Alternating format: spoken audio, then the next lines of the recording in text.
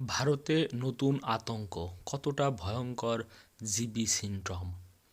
ভারতে আতঙ্ক ছড়াচ্ছে জিবিএস তথা গুলেন ব্যারি সিনড্রোম। সম্প্রতি পুনেতে ১০০ জনের বেশি এই রোগে আক্রান্ত হয়েছে, মৃত্যু হয়েছে কয়েকজনের।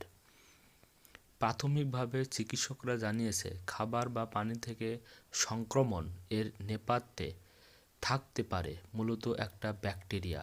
অল্প সেদ্ধ বা কাঁচা খাবার অপরিশুদ্ধ পানির মাধ্যমে একজনের থেকে আরেকজনের দেহে ছড়িয়ে পড়ছে। পরবর্তীকালে ছড়িয়ে পড়া ব্যাকটেরিয়া থেকেই জন্ম নিচ্ছে জিবিএস। জিবিএস আসলে কি? চিকিৎসকদের মতে জিবিএস বা গুলেন ব্যারি সিনড্রোম একটা অটো ইমিউন রোগ। কখনো কখনো আমাদের রোগ প্রতিরোধ ক্ষমতাই আমাদের শত্রু হয়ে ওঠে। জিবিএস ঠিক তাই।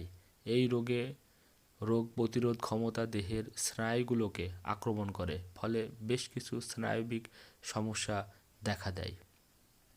এই রোগ নানাভাবে হতে পারে, তবে মনে করা হচ্ছে পুনেতে ক্যাম্পিলোব্যাক্টর জেজুনি ব্যাকটেরিয়া রোগটির নেপথ্যে রয়েছে। কিভাবে ছড়াচ্ছে?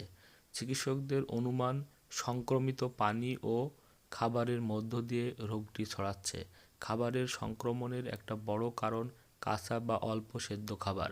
এ ধরনের খাবার ব্যাকটেরিয়া জীবিত থাকে। এছাড়াও পোলট্রি ফার্ম, অন্যের ব্যবহৃত বাসন, রান্নার সরঞ্জাম থেকেও ব্যাকটেরিয়া ছড়াতে পারে। জিবিএসের লক্ষণ: হাঁটতে অসুবিধা হওয়া, শ্বাসকষ্ট, কথা বলতে, খাবার চিবাতে বা গিলতে অসুবিধা বোধ করা, হৃদস্পন্দন অস্বাভাবিক হয়ে যাওয়া, মলমূত্রের নিয়ন্ত্রণ হারিয়ে ফেলা, রক্তচাপ ওঠানামা করা।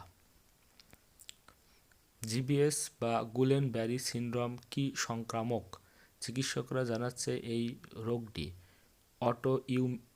অটোইমিউন রোগ। মানুষের থেকে মানুষে এটা ছড়ায় না, তবে ক্যাম্পিলোব্যাক্টর জেজুনি ব্যাকটেরিয়া এক শরীর থেকে অন্য শরীরে সংক্রমিত হতে পারে খাবার বা পানির মাধ্যমে।